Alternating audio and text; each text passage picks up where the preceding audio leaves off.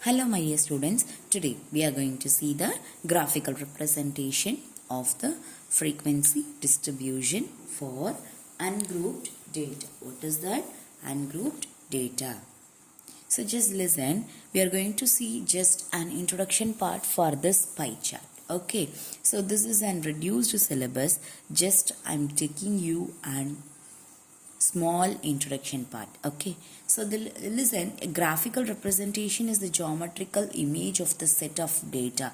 Okay, it is nothing but we are going to take the geometrical representation for a set of data. Okay, so we are going to take that. It is a mathematical picture. It is nothing but we are going to draw some circular picture circle, and we are going to represent those things, set of data, into that circle itself. Okay, so the picture is said to be more effective than words for describing a particular thing. Of course, it is a very useful thing, that is while picturize each data, if the data has been picturized, it will be very easy to understand. Is it right? Then the graphical representation of data is more effective for understanding. In the previous classes, we have studied some graphical representations of ungrouped data, such as we learned that linear graph. Is it right? So it is nothing but line graph. We learned in your third chapter. Is it right? Yes.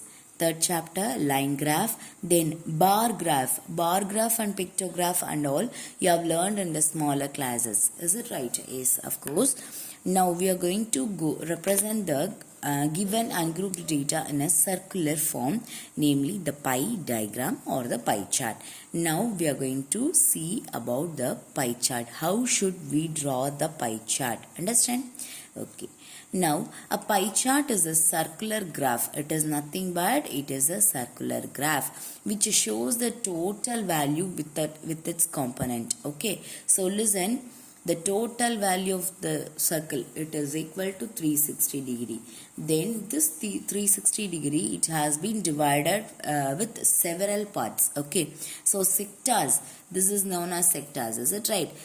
So each sector has some percentage. Okay, so each sector has some percentage, so according to that percentage it will be divided. Okay, the sectors will be divided. So the circle is divided into sectors, and the area of the circle is proportional to the information given. Okay, now the area of the circle represents the total value, and the different sectors of the circle represent the different components. In the pie chart, the data are mostly expressed in percentage.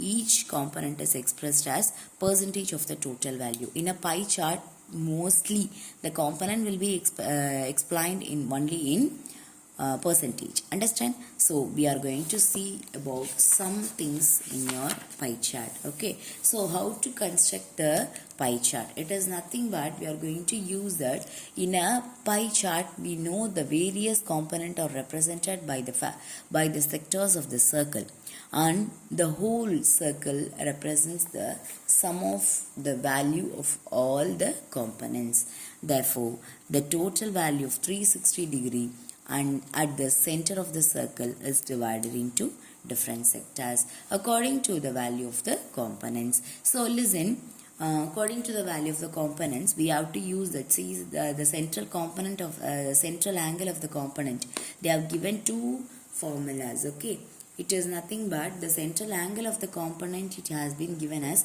value of the component divided by total value, and it has been multiplied by 360 degree. Okay, sometimes the value of the components are expressed in percentage. If the components are expressed in percentage, that case we have to use that central angle of the component is equal to percentage of that value, and it is divided by 100 into 360 degree. Understand? Okay, the same things it has been given through the steps for construction of pie chart, so you can read these things and understand. Okay, then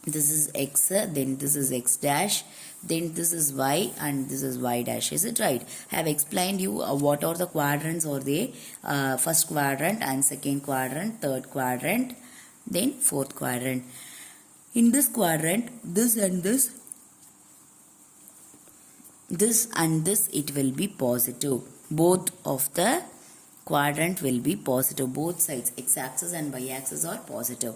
Dash, dash only represents the negative numbers, okay, because y dash and x dash, it will be represent negative numbers. So listen, here the negative numbers will come. So what is the answer? First x-axis should have to write, then after that y-axis, so minus and plus. Here minus and minus, then here plus and minus. So likewise we have to separate each things. So this is the graphical representation of a histogram. So listen, while doing histogram, we should not have a gap in each that is each bar, that is we should draw the bar diagram but without gap. It is known as the histogram. So bar diagram, in the bar diagram we will draw that how many things are there likewise, okay. So in the bar diagram we will draw like this, but in histogram we should not draw like this.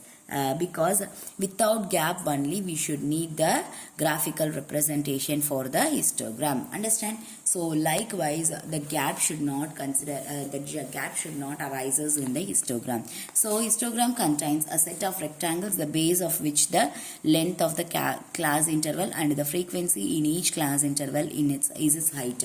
So it is nothing but we are going to calculate the height of that. See, listen, with the class interval. What is that? With the class interval. With the class interval and the frequency, that is frequency, it has been given for them, for you, okay. Frequency, class interval and frequency. So with these things we can find it easily. So listen, class interval, if they have given the class interval 0 to 10 and 10 to 20, according to the frequency, it will be given as 100 and 200. So we have to write that. See, listen, for considering these things, we have to write that 0, 10, this is 10, this is 20. Each box it will be considered as the 10 axis, okay. So x-axis will be coming as 1 centimeter is equal to 10 units. Then likewise y-axis is equal to 1 centimeter is equal to 100 units, because we are going to write that 100 to 100. Is it right? So likewise we have to calculate the x-axis and y-axis and write the scale also. It is very, very important. I explained in you in your graph itself, but you didn't added, okay. So just listen, you have to write the scale in each and every graph. If you are going to write the graph, you have to write the scale first, okay. So scale carries 2 marks, okay. So you have to write that, okay. Now each carries, that is each x-axis carries 10 marks, 10 units. Then likewise y-axis carries 100 units, okay. So first 0 to 10 it will be having 100, then we have to write like this. So we have to draw the graphical representation like that. Then 10 to 20, what is the answer? 200 is the answer. So we have to draw like this, okay. So each rectangular box, it will be represents the class it will be represented by the class interval and the frequency given in the question, okay. So I explained you horizontal axis, it is x-axis and it is y-axis, is it right? So it has been, that is the class interval has been explained in the x-axis and the frequency has been explained in the y-axis. The area of each rectangle is proportional to the frequency. Then we are going to follow the histogram formulas, okay. So I'll give you in next class whatever we have to follow for histogram, okay. Now we are going to see that difference between the bar graph and histogram. Just write this note and this note, okay. This note and this note. This is a pie chart note. This is the pie chart note, and this is nothing but it is a difference between the bar graph and the histogram, okay. Just write these two things in your rough note. Thank you, students.